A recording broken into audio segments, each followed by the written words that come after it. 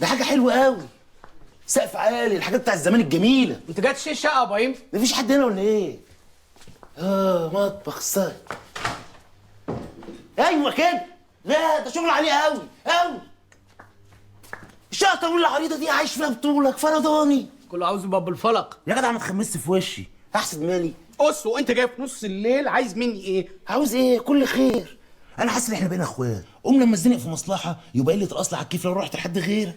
يا جدع احنا شباب زي بعض، عايزك تحس بيا. حس بيك يعني ايه يا ابراهيم؟ ايه ده؟ يا ايه جدع ده؟ افهم، معايا موسى وعايز مكنه. اوعى يا ابراهيم، اوعى يا ابراهيم لو سمحت.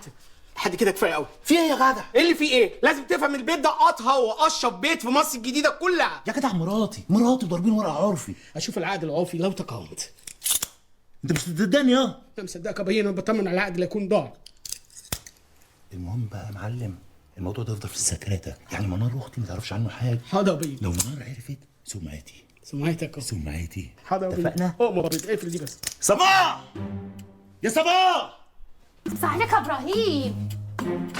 خلي ما تتكسفيش، ده بنت اختي وده الاستاذ رؤوف جوز اختي. اهلا يا هاني. صباح مروحه، اصل مدورها ومطرياها.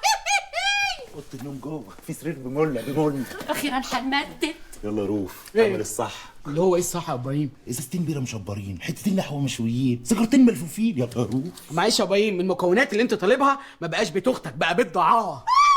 الشر بره وبعيد. ايه يا رؤوف؟ يا جدع بقول لك ورق عرفي. طب مطلوب اعمل ايه دلوقتي؟ خلاص يا عم انا اللي هعمل، انا هنزل اجيب شويه طلبات لزوم القعده واروق الدنيا. قوم يا بنت رش كتتك بشويه ميه. طريقه. بعشقك يا موزه. دار يا دار يا دار. ما تتاخرش يا اخ ابراهيم. فريق.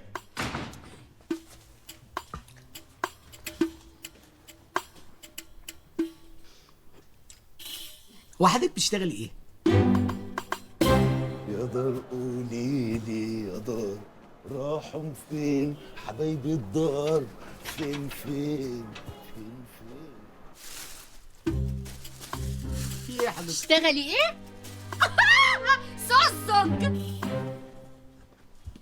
يخرب بيتك يا ابراهيم، ازاي تتجوز الاشكال دي؟ على فين يا جدع انت؟ طالع بيتي يا جدع. بيتك فين؟ عند الاستاذ رؤوف وما قالكش؟ لا ما قاليش. اقول لك انا بقى انا شير رؤوف اللي كنت مسافر ورجعت بألف سلامه. هتلاقيني رايح جاي، معايا ضيوف، معايا ناس. حكيت معايا هديك 100 قلم.